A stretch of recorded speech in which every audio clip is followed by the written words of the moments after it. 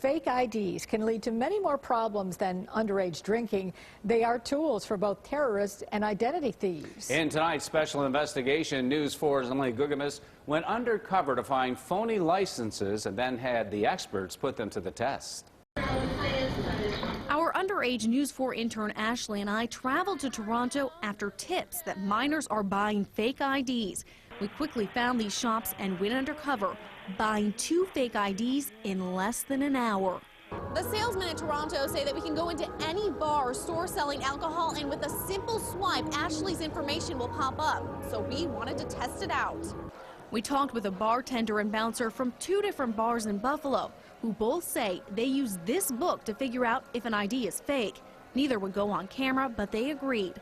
Our Connecticut fake ID wouldn't pass, but the Michigan fake would. It's a pretty intricate hologram. So the book ruled out one, but what about the magnetic strip on the back? Could it fool a bouncer with an ID reading machine? It does have the information on the scanner, but it pops up as a non-driver's license, so you know it's fake. So what would happen after that? If we suspect that an ID is fake, we hold on to it, and either the police can come get it back from us, or we mail it off to a police station. We tried contacting Buffalo Police, but Public Information Officer Mike DeGeorge says they don't really have a problem with fake IDs. The truth we're learning is that it's a problem that affects any place that has the internet, and Buffalo isn't exempt.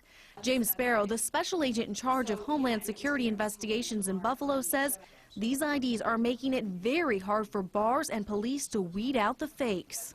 Both of these appear to be pretty high quality, but you know, it would probably take someone, an expert in either Michigan or Connecticut, to be able to tell the difference off the top of their head. The bigger issue, terrorists are easily able to get their hands on fake IDs that are hard to detect.